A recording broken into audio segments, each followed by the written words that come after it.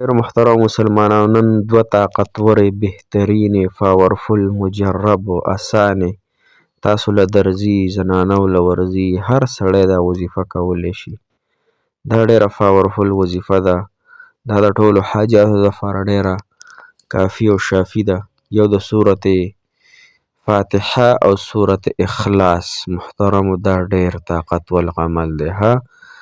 دا داسې عمل دی چې انشاءالله دا تمامو حاجتونو له پوره کوونکې وظیفه ده. تمامو حاجتونو لره سرکوونکې وظیفه ده. نو څوک چې غواړي چې الله تعالی زموږ حاجات پوره کړي، مسایل الله تعالی زموږ ختم کړي، پریشانۍ الله تعالی زموږ تر سره کړي، نو هغې مسلمانانو دپاره پکار دي چې دا وظیفه انشاءالله وکړي. دوه عظیمې وظیفې، طاقتورې.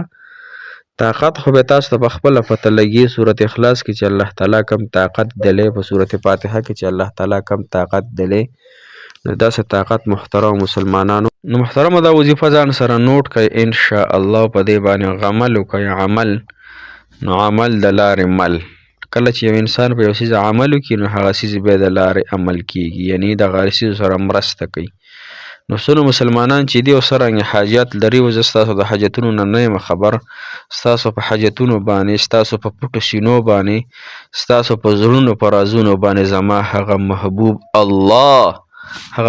الله په پوهه دی. انه علیم بذات الصدور. الله جل شانو فرمای زه په پټو سینو باندې خبردار یم. ان الله علی کل شیء قدیر. الله تعالی فرمای زه په هر یو څیز باندې قادر مطلق یم. نو ستاسو په حاجتونو باندې الله قدرت لري. الله تعالی په پوهه دی. الله تعالی ته آسان دی. الله تعالی دی په خپل فضل او کرم سره او په دې لوی وظیفو سره زما ستاسو حاجت پوره کړي. السلام علیکم ورحمت الله وبرکاته. ډېر معزز و محترم او قابل قدر مسلمانان، رونو خویندو، هغه مسافر کم چې بهر وطنونو کې ژوند کوي، مسافر دی، الله تعالی د ټولو مسافرو حامی او ناصر مددګار شي. او هغه تورسرې زنانه چې څوک د بل سره محبت کوي او دا محبت د نکاح دپاره رب العالمین دی د هغوی په زړونو فیصلې وکړي، الله تعالی دې ورته خپل محبتونه نصیب کړي. هغه هلکان چې هغه ودونه کول غواړي، کاروبارونه څه پړه حاجات وي او زموږ وظایف اوري، الله تعالی دې د هغوی حاجات پوره کړي.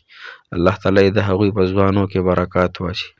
محترم مسلمانانو، زمونږ نن ډېره بهترینه وظیفه د سورت فاتحې او د سورت اخلاص. سورت فاتحه چې د محترمو دا د هر مرض نه شفا ده. سورت شفا متویلی کېږي.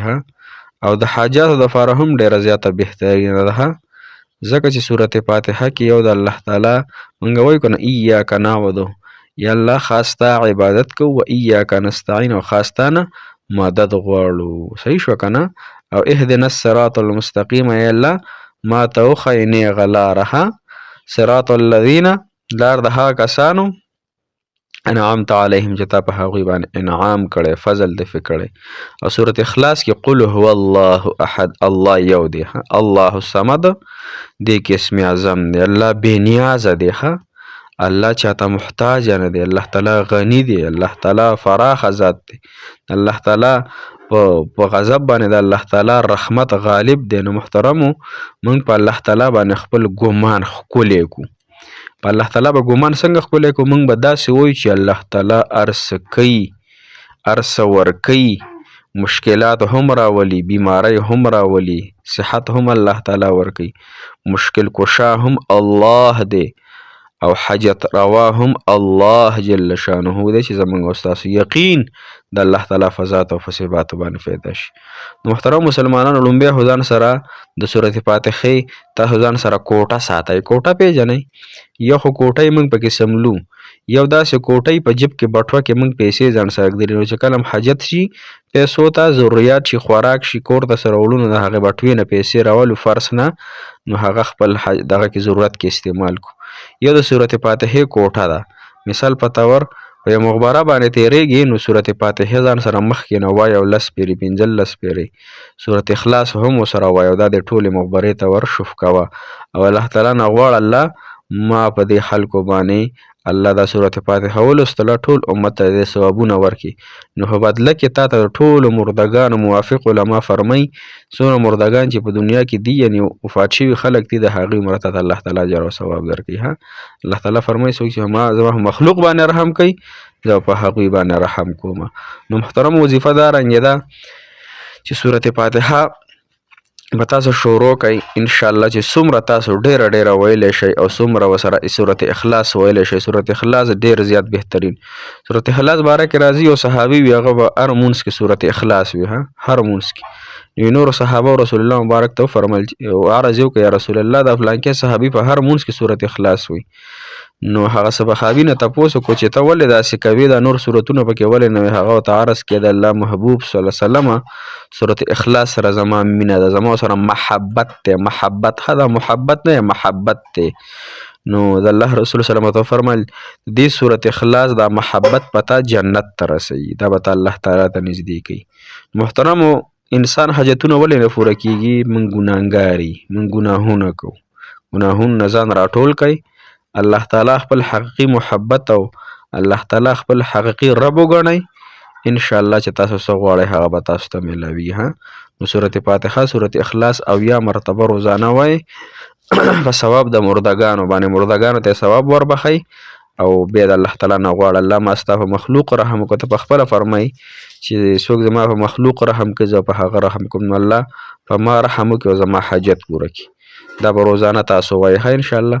کو روزانه یا پیرې نه شئ ویلی نو روزانه خیر دی 21 کرته سورت فاتحه او سورت اخلاص وایي ټولو مردګانو ته ثواب وربخئ. هغه موږ ته مجبوره خلک دی مطلب هغه موږ ته یعنې موږ ته ضرورت دی د هغوی عملنامې بندي شوي صحیح شوه خو یو څو کارونه عملنامې نه بندېږي. نیک اولاد دې پرېښودی دی داسې صدقه دې کړې ده صدقه جاریه کویه دې ویستلی دی ونه دې چېرته نال کړې ده یا دې خپل بچی داسې په مدرسه کې داخل کړی حافظ دی یو مدرسې ته تا داسې پیسې ورکړي چې د هغې په وجه یو عالم او یو حافظ تیار شوی یا داسې یو بله صدقه جاریه د لار د پرېښودله نو دغه انسان عملنامه نه بندېږي باقي د ټولو انسانانو عملنامې بندې شي. نو ځان دپاره داسې صدقه جاریه ورکړئ داسې څیز ورکړئ داسې څیزونه ورکړئ د الله تعالی په لار کې د الله تعالی دین دپاره